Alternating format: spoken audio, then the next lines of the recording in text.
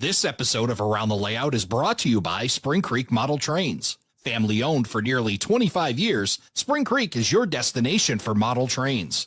Check out springcreekmodeltrains.com for a wide variety of offerings from today's top manufacturers and exclusive products found nowhere else. Whether in Deschler, Nebraska, or at a train show near you, stop in and say wow. To see where they'll be next, visit their website at springcreekmodeltrains.com.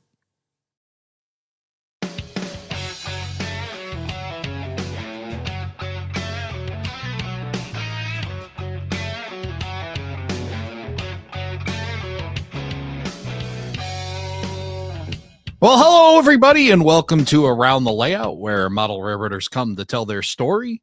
My name is Ray Arnott. So glad you could join us live. And joining me to tell us what's happening in model railroading, the man himself, the editor of Model Railroad News, Tony Cook. Tony, welcome. Hey, Ray, how you doing? Always fun to try something different, isn't it? And after this big event that everybody has, we led up talking about it, the Railroad Hobby Show in West Springfield, Massachusetts. We got so much news and things that happened, not only with the podcast, but in the business, that we said, well, heck, let's go live and give this a whirl. So live without a net, here we are. We're recording this live. And if you're catching us live, we welcome you. If you're catching us on the audio replay that we'll be putting out, we'll welcome to the show as well, and glad you're able to catch up with us. As boy, I'm sure a big pile of stuff showed up on your desk over the weekend.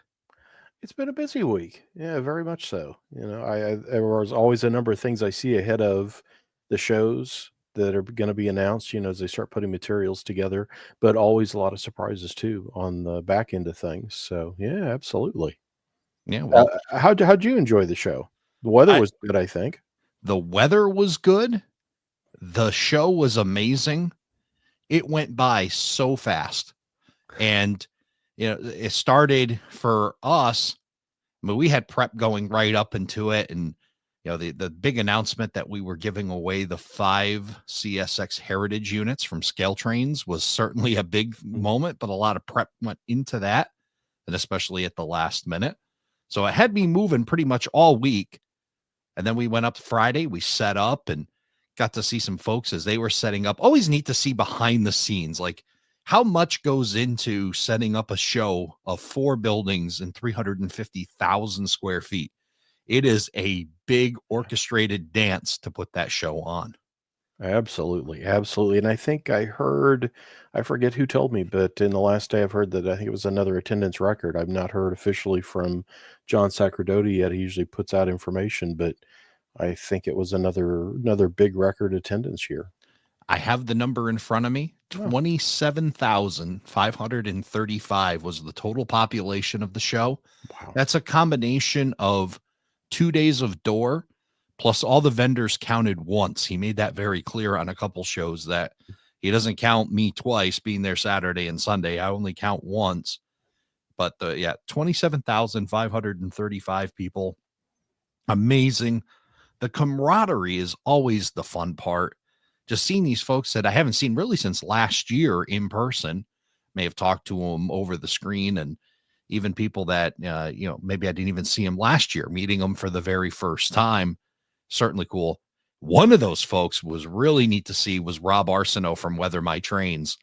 And he was so thrilled to be there, made the trip all the way from Edmonton to see the show, and was great. We did a meet and greet at the booth on Saturday, so folks got to stop by and see him, meet him in person, and share his work. We had a few of his examples on the table, so really cool to see guys like that. And then, of course, all the good friends. And boy, I wouldn't even want to try to start listening, because you know what's going to happen, Tony. I'm going to leave somebody out, and then I'll get a text saying, "Hey, what about me?" So yeah, it was great to see all those folks. So really great time giving away that. And then we add a little bonus to it. We gave away 2 cars from Home Shops and our friend Chris Palmieri.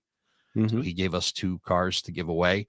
I wouldn't even want to try to say the names of the roads because I would completely mess those up too. But yeah, it was really great. And then seeing Greg over at MacRail, we were all kind of neighbors in an L shape. So that was good. And then the folks down at White River Productions right at the end. So all of us were all together. So the only guy missing was you, my friend. I know. I never go anywhere. I'm just an old homebody, me and the dog. We're hoping to get you reeled out there. You mentioned that it's been about 10 years, so I think you're due. So hopefully we can get you out there. But always great to be able to talk about the show and what happened there, and the events, and of course all the amazing new releases, and being able to see all of that stuff in person, or being able to talk about it. It's always a great time. Absolutely. And boy, there was a lot of coverage from a lot of different folks. You mentioned Rob. I saw his pictures, I think, throughout the weekend on Facebook of him standing with various people. And so, yeah, that camaraderie and getting to see those folks, it's a lot of fun. And that's an amazing show. Yeah, for sure. For sure. Yeah. So walking through the show, just it really is, and I've said it a multitude of times, the SEMA of model railroading.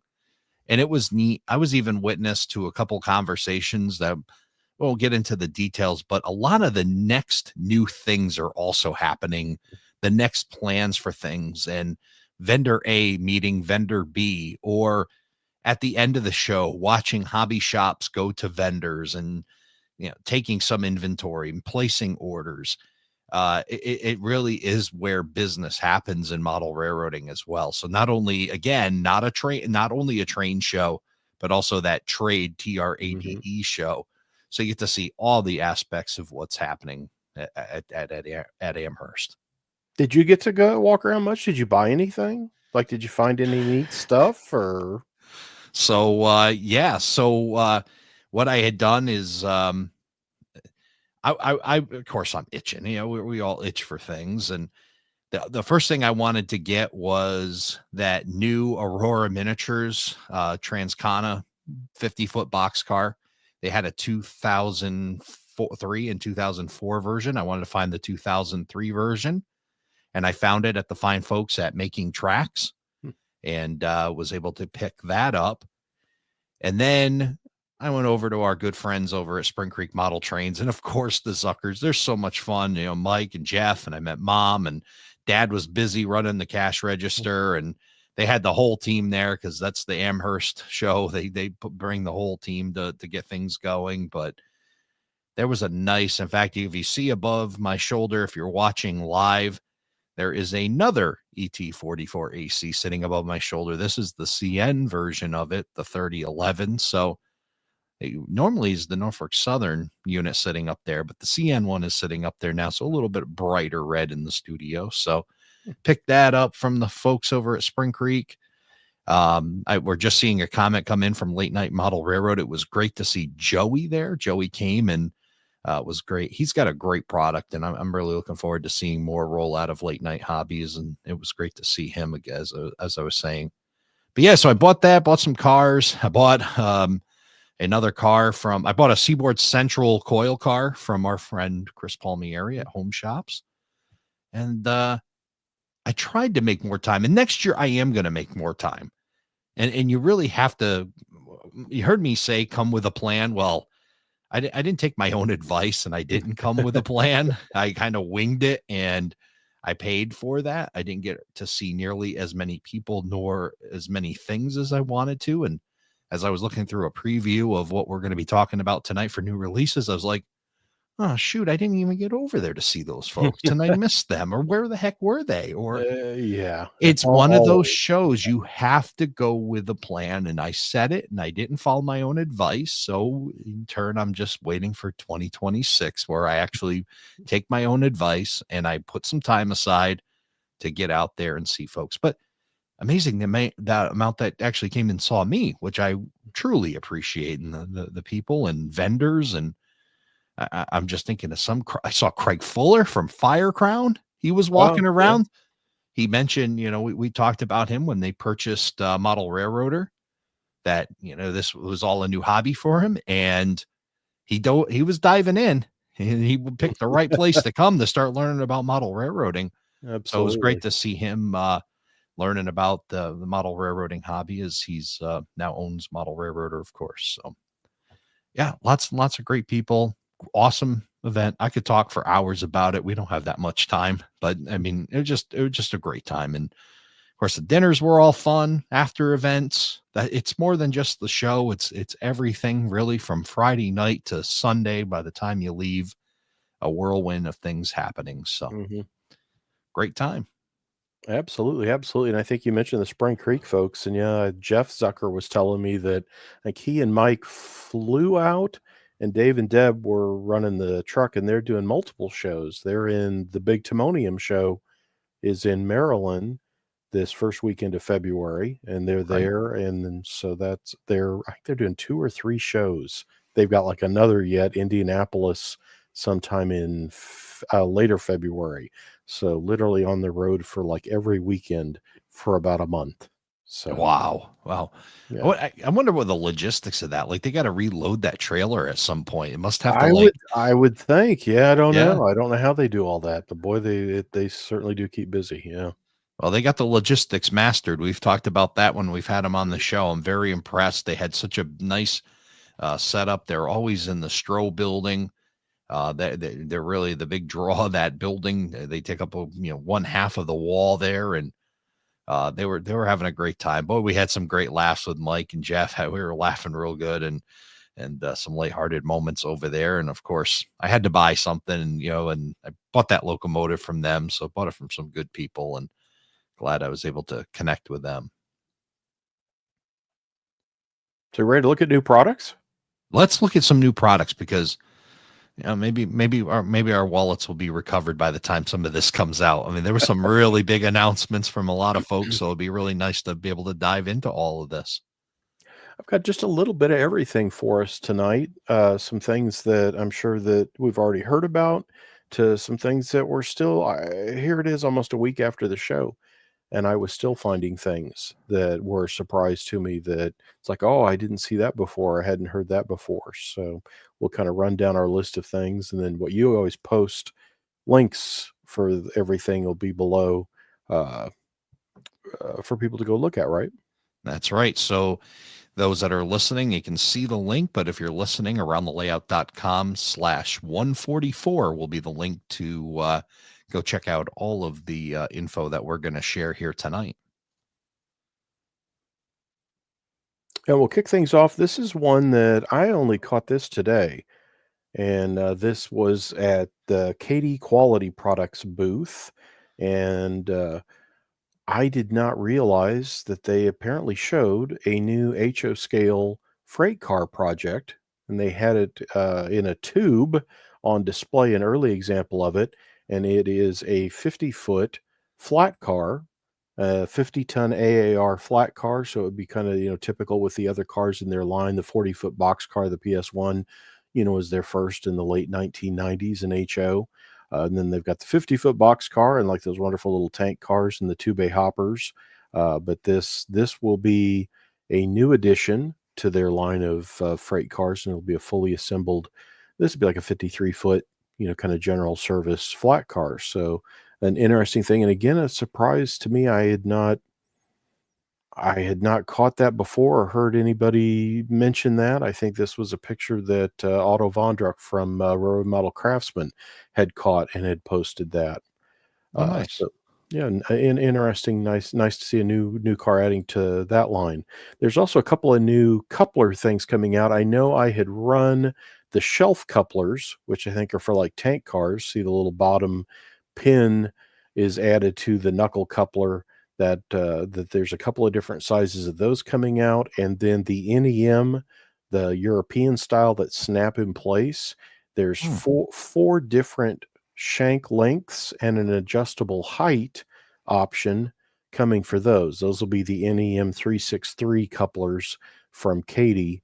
And again, those are that, to convert European stuff to run on our HO stuff, so it connects well with knuckle couplers. So interesting new stuff from Katie there. Yeah, and I talked about the vendors that I didn't get around to see, and here is one of them. I would have loved to seen the folks at Katie, and checked out what was new. So I'm glad Otto caught those photos for us to share. So thank you, Otto. This one, I think, was probably one of the more controversial announcements at the show. Lionel HO's 284 Berkshire. And I think why I say controversial was it immediately got greeted with, "What? You know, they've already done that before. And what is this?" Because I think it's got like a 6.99 or 7.99 asking price. And again, it's like, is that toy Berkshire that they did for the Polar Express sets? And not at all. This is a new tooling 284 Berkshire. They're doing nickel plate, Pierre Marquette, C&O, like the 1969 American railroads, as well as some like fantasy or what if liveries for some of the prototype owners that had them. So this is a new high-end 284 HO scale Berkshire steam locomotive announced from Lionel, and it will have ESU electronics, if I remember correctly, will be put in it as well. So an interesting addition. As they said in some of their announcements on this is the first time in about 20 years that Lionel has aimed at this end of the market. And what we'd be talking about was the Challenger and like the Veranda turbines that Lionel did in the early 2000s, when they came back into HO at that point. So this is definitely kind of a new direction. Not that they're moving away necessarily from the starter or entry level and collector market that they've been doing with their current releases, but certainly HO. And then in addition to the 284 Berkshire, they're also talking about they've got a Penske G38B ore car, and they had an early sample of it, as well as the Berkshires were on display at Amherst. And this ore car will come in various. It's a Penske prototype, so there's Penske, Penn Central, Conrail road names. They'll come in sets of cars, single cars, and they're also doing kind of an oxide red and then a black unlettered as well. And again, this is a high end rendering of this ore car. So another interesting kind of move on Lionel. They'll have both a locomotive and a piece of rolling stock that, again, they're kind of aiming at the upper end of the market. So this you can all find on Lionel's website, and there are at least two catalogs. There's at least one, if not two catalogs for HO. If you go to the catalog section of their website, that'll walk you through and show you these two new release items. So kind of surprising stuff out of Lionel. Yeah, and another thing that happened with Lionel during the Railroad Hobby Show is they celebrated their 125th anniversary. They had the mascot there. Folks were taking photos with I don't know what's the name of the mascot. Do you know what the name? I would imagine it would be Lionel the lion, right? But Lion Chief. I'm not sure. yeah, It yeah. escapes me. Yeah, but Well, anyway, you missed your chance to get a picture with him because he oh, was there and taking photos, and they had some birthday cake and celebrating that. So 125 years. That's an wow, amazing accomplishment for Lionel. So congratulations to them. very neat. Company much younger than Lionel, Prairie Shadows Model Railroads. We've talked with them before. We have. And boy, they've literally been on fire of late with new products. I know they showed. Oh, there. I just saw someone mention that Sandy is the name of the Lionel mascot. Aha, Sandy, There we though. go. Thank Okay, you. excellent. Thank you, Todd. Thank you. Prairie Shadows showed their. This is the Point St. Charles van, or as we would call it, caboose. That they're bringing out in scale. And boy, this is an incredible looking in scale model. They had early samples of these at Amherst. Several road names and different, like this is a secondhand owner. One, there's Algoma Central, there's with Wisconsin Central on it, Alaska. But really an interesting little caboose, a curious prototype. And this is new from Prairie Shadows. This, I believe, is on their website. One of the other things I'm going to talk about tonight is not yet. They've done a Thrall 5250 center flow, which I have a review coming up on in Model Railroad News of a new run of those, which I think was the second production of those. But they announced a Thrall 5150 center flow is coming as well. I think it's a slightly older prototype. This will get you back into maybe the like about 1990-ish area. And they showed renderings for those. This is a 3-bay center flow. And boy, I think, didn't I share when I was doing those reviews, I think I sent you one of the samples. Did we give that one away, or I forget? Yeah, We did not. I maybe think that not. is still Oh, sitting somewhere here still, in around the Layout Podcast ah, studio, to be quite but boy, honest. it's a beautiful model, and that's this will be another center flow hopper, and then that pressure differential, that PD 5000, they've got painted samples on those that they've been showing as well. So lots of neat stuff. And the Jeep 30 Eco will be their first diesel locomotive, that Canadian Pacific rebuild. So lots of stuff rolling from Prairie Shadows. Really neat stuff. What do you think the most important thing they're doing is to me? To you, probably those box cars. I think they have some high cube box cars. They do. They had a Yes. sample of a CN. I believe it is their Trinity 50-foot high cube. They had it where it was the new CN website logo, but you could see the old big CN noodle ghosted behind it. Oh, They neat. had that sample on their table at Prairie Shadows. So Prairie Shadows doing a beautiful job with those 50-foot high cubes. Keep them coming because, Yeah. hey, that's how you get my wallet open. Well, their rolling stock has been tremendous. That Jeep 30 Eco will be their first HO scale diesel locomotive release. Can't wait to see what they crank out with that. So neat stuff there. Rapido trains. Oh my gosh, we're retiring another one of my all-time favorite AHM freight cars. The ACF Helium car will now be a Rapido Trains HO scale, high-end, nicely detailed, accurate rendering. This was announced just ahead of or right at Amherst. As I mentioned, this was a classic made by Roco in Austria for the AHM line, and one that both collectors and modelers that want to try to take it apart and make a decent model of it have worked with for years. And you won't have to do that anymore, because there's going to be this awesome Rapido model. An early mock-up pictures of it were shared. This should be a really interesting piece. Yeah, for sure. That I'm excited to see this come out, and a bit of a surprise to get to see this car return from Rapido as a high-end release. What era modeler would this kind of fit towards? These Santa Fe serve the mines, and as I remember, I've read a couple articles on them off the top of my head. They're either up in like the Texas Panhandle or up in New Mexico somewhere, and I think the U.S. government owns or controlled the helium mines. So most of the stuff was either like Department of Defense or U.S. Navy. And then the cars carrying the helium came out on the Santa Fe. And this would have been, I maybe have seen pictures of them with steam, but it's essentially kind of early diesel. And the cars make it basically to where I think they time out. There's pictures of these cars where there's two of them sitting on like an 89-foot flat car. And my guess on some of that was to bring it up to, the interchange compatibility and such. They basically turned the cars themselves into a load that rode on a flat car, so that they weren't having to do anything with the car.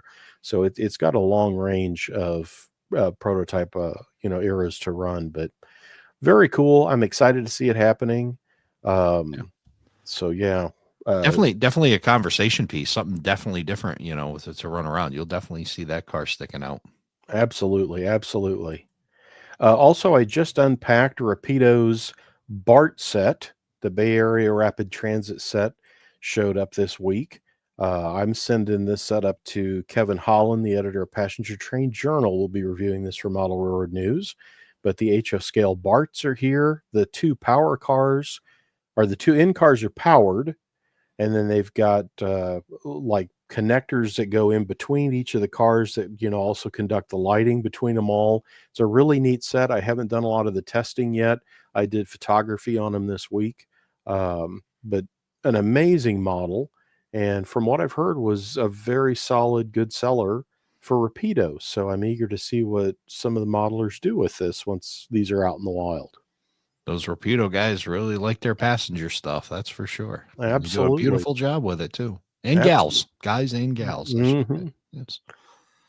New from Ron's books, there's been several titles from him. You know, he's been doing that one manufacturer archive series, but I just received this is a Central Vermont, which is that's not far from your neck of the woods, is it? It is not. In fact, it is in my neck of the woods here. Yeah. Yeah, it runs from St. Albans, Vermont down to New London, Connecticut. And yeah, we're one of my favorite lines. Of course, I'm more familiar with it running New England Central on it, but it's a great line. It's a beautiful book. This is a soft cover book. It's available from Ron's book, Silver Lake Images, and it's all black and white photography, as I remember. There may be a little bit of color in it, and it basically focuses on steam and early diesel, and really neat and fascinating thing because it's not an area that I certainly know all that well and have never rail fan. So, you know, it's neat to see foreign places that we don't get to visit a lot. This was a very interesting book, and definitely check it out. There's a Chicago Northwestern book that came out recently from Ron's books as well. So definitely visit them and take a look because some neat stuff there happening from that company. Foreign to you, home for me. Yeah. And then I got to see Lee over at Ron's Books. I caught him late in the day on Sunday. He looked a little exhausted. He said he was extremely busy. Of course, a crowd of 27,535. There was a lot of folks over there looking for books, and he was, but they had a great show, and they were selling books by the pound over there. So yeah, it was great to see him, Wow. and Awesome. I'm sure you'll catch him again at another train show. But yeah, ronsbooks.com, I believe, is where you would find him any other time. So yeah, very good. Awesome. Awesome. Then scale trains, as always, we look to some of the big manufacturers for exciting announcements, and boy, they had some neat stuff. A new run of the HO scale rivet counter GB30s was announced with Amherst, and this collection has some just regular 30s in it, and then there's also some rebuilt 30s as well. The Jeep 30M, U, so you hit like the Burlington Northern, the Santa Fe rebuilds as well. One of the things I thought was interesting, I say Jeep 30, it's Jeep 39E, I think is what BN called those when they rebuilt them. And then the Santa Fe is a Jeep 30U. There's some regular different phase GP30s like Penn Central, Chicago Great Western, which is neat to see done, Union Pacific. Among the chassis system ones, I'm eager to see what they do with the one they're calling distressed paint.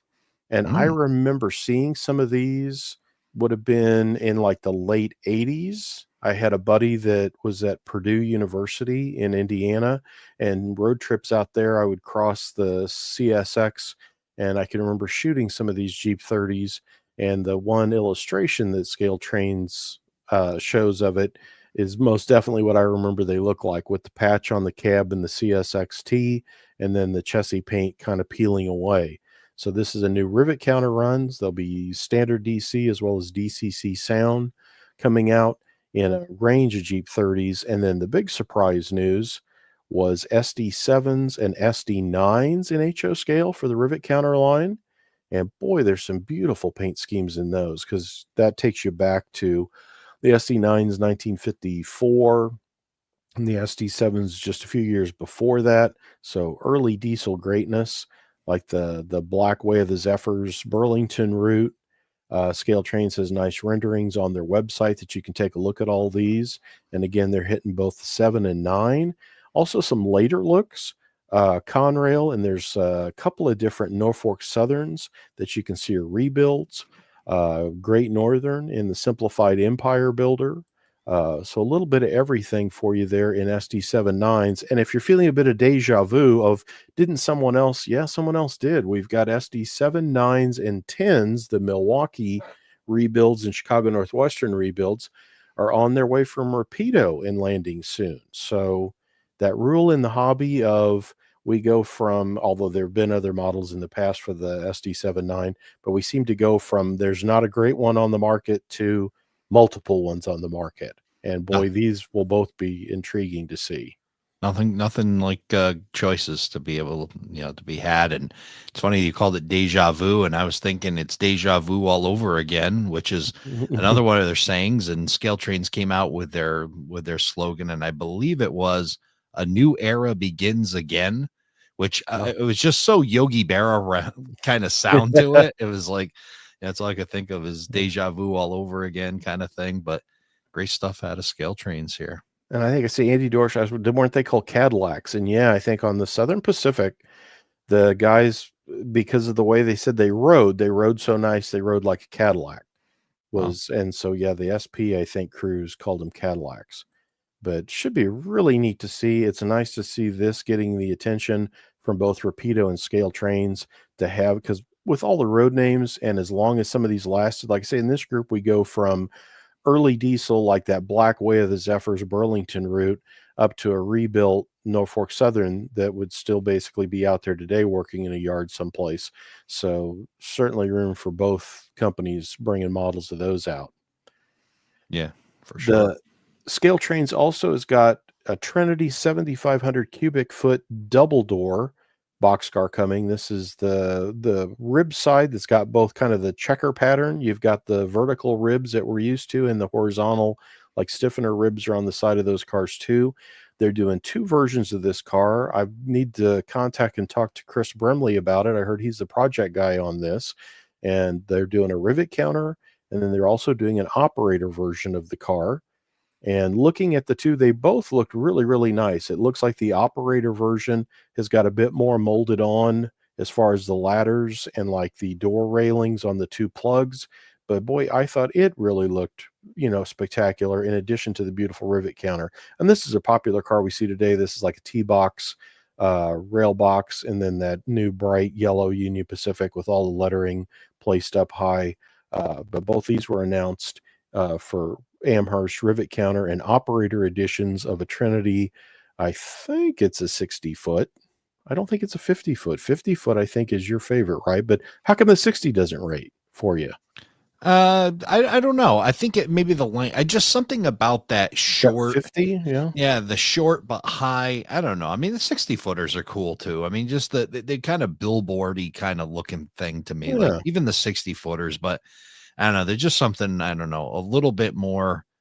I Hmm. don't know, bold because it is shorter but tall. The same height, that plate F. So What about the baby high cubes then? That's my favorite. The little 40 foot. well, Chris Palmieri came out with those 40 footers. He had them in a bunch of, and I walked over to him and I just kept making the motion of stretching them out. Like, come on, Oh, stretch it out a little bit more. And then, oh no. Yeah, so I do take full credit for the Home Shop's release of those 50-foot high cubes that he uh, did, and Michigan Interstate and MD Rail. And there was a third one. I apologize. I don't remember the third one, but I'm taking 100% credit, although it's completely undeserved. But nonetheless, yeah, 60 footers, 50 footers, and these bigger high cubes are really cool stuff. I love a high cube in general. So very cool that Scale Trains is coming out with this. And of course, the kind of the tradition from the Exact Rail line moving over to Scale Trains, and I expect nothing but awesome stuff out of them. I mean, and this we talked about these two Trinity box cars in HO, the new run of GP30s, the all new announced SD79, and I'm skipping over. There's a whole new run of HO scale SD40-2s that they announced as well, including like the Burlington Northern Bicentennial and some other neat stuff there. There's a couple of different the Whitman Green MKTs in a couple of versions. So get over to Scale Trains and take a look at those. I mean, it's all tons and tons of stuff. And then David Liebach always shows up with something cool at a train show. He had a new run of his X58 boxcars, which is just old enough. It was a Pennsy boxcar, and then Penn Central built them. Late 60s is a prototype. I bet you that car didn't stay white for long, did it, in the prototype? Isn't that intriguing? I've been meaning to call him. His birthday was this past week, so I've been meaning to call him just to wish him a happy birthday. But yeah, I had some questions to ask on. He has a white Penn Central boxcar in the group, which is interesting. And there's another one that's a white Penn Central with a red door that almost looks like it's a Soo line, but I know Soo never had these X58s. So, but he's found some really interesting prototypes to bring out in HO. There's a Norfolk Southern like maintenance of way car that's basically in like a silvery gray finish with a small NS logo on the side. That's an intriguing looking car. But boy, this is a beautiful box car. Lehigh Valley was another one because they were associated with Penske, so they got some of them from the first runs. But boy, it's a cool car, and the white pin centrals especially have really kind of got my interest, and I need to hit him up and ask him, hey, what's going on with those? Where'd you find those, and what's the story on them? But that's Tangent Scale Models, X58, a new run of those in HO scale was out for Amherst. No, I'm speaking a little out of school, but knowing Tangent and me mentioning this before, I bet you if we go to their website, I bet you they have some really great information. Oh, I'm sure he does. And Yeah. as I'm speaking, I'm absolutely right. Go to tangentscalemodels.com. Right on the top, it has a link to this where all of these releases are mentioned. We'll put the links also on our website, again, aroundthelayout.com/144. But yeah, all the info is right here. Prototype photos, everything. David at Tangent, their team do an outstanding job of not only making the models, but telling you all about them. Which is very cool. Awesome Yes. stuff. But that was his new thing. And then I think that's my wrap up. I want to also mention Kevin Daly has started a YouTube channel, WRP Adventures. He's got the Neat. first two of, he rail fans down in Australia a lot, is one of his favorite places to go. And he's been putting together this series. I've seen him working on this the last few months when I've been down in Texas and visited, and he's shown me clips and things he's done. There's 2 episodes out now. You can find it on YouTube. It's youtube.com, and you can basically just on YouTube. I searched it up today to double check, but WRP Adventures, and you can find them. They're fun videos where he talks about both just the rail scene in Australia and then show some great videos of the stuff. And this, I think I was talking to him in the last week or so, asking how many parts. It's 6 or 8 parts will be this whole series of videos on this WRP Adventures. So check those out. You can find that on YouTube, subscribe, and then as he unfurls new episodes for this series and other things, you'll get to see those. Very neat. Yeah. And we've got quite a few friends from Australia over there. We've got, of course, our executive producer, Paul Kessar, who's backstage right now helping us out with this live production. And then we had Australians over at the show, too, which was really cool. Seeing Darren Daz Lee and, of course, Marty Jenkins over there made the travel all the way. I think Marty described it as 24 hours in a toothpaste tube is how he was telling the whole story, but handing out Australian koalas, clipping them on our lanyards, and then Darren I had remember Marty doing that. Yeah. and then he had and then Darren had the kangaroos on keychains, and I believe those gentlemen right now or should probably be in the air. I think either heading to Vancouver or back to Australia. So we'll wish them a safe flight and safe trip. And it was great seeing them as well, making the trip that far for the Railroad Hobby Show. Very cool stuff. Wow. So, well, wow. A lot of awesome stuff coming out of Amherst. And we just kind of skimmed the surface tonight. There was just so much going on and absolutely new products and, folks that, just off the top of my head, one of the folks will be getting on the show very soon. Over at scalesigns.com. They had their very first Amherst show. And at the end, Thomas Garza nearly needed to be held up because he was just so busy and exhausted, but beautiful stuff going on there. It was neat to see Pico make a trip over from the UK to exhibit at the show. Just amazing. Yeah. And I'll leave a bunch of folks out. Great to see Bernard at Mini Prints. I saw him put some comments up and he was in the chat tonight. It was great to see Bernard, and he was over there scanning folks. And, again, our friends over at Scale Trains can't thank you enough for the opportunity to give away 5 locomotives to somebody. That winner was like, I never win anything. Well, I said, well, you may never win anything like this ever again. This is a pretty big one in the model railroading world. $2,000 worth of locomotives that'll be heading his way. So very amazing stuff. And of course, Chris Palmieri at Home Shops. Make sure you go guys show them both your support and thank them for supporting the podcast. We had a bunch of people take bingo cards. We had a whole list of vendors. Tully Models was just cranking it out over there with all of his stuff. He's been a great supporter of the podcast. And we made like a little bingo card. And I was handing them out and saying, hey, folks, why don't you, just make sure you get over there and you see all these folks and showing our supporters. And we had a lot of them. So really want to thank everybody for going over and showing the support. We had a few people bring their full bingo cards back and showed them to us, which was really, really cool. And we got bigger plans for 2026 and that bingo card idea. I think we'll begin doing that as a giveaway as well. So stay tuned for all that. I got a lot of notes written down. We're only, about 360 days away from the 2026 Railroad Hobby Show. So we'll be making plans and whatnot. So really great time. Just again, if you haven't been to the Railroad Hobby Show in West Springfield, Mass, make it part of your plans at some point. Get out there and see this amazing show that the folks at the Amherst Railway Society put on. It is absolutely. That's a must do. If you're a model railroader, you've got to make that at least once. So yeah, absolutely.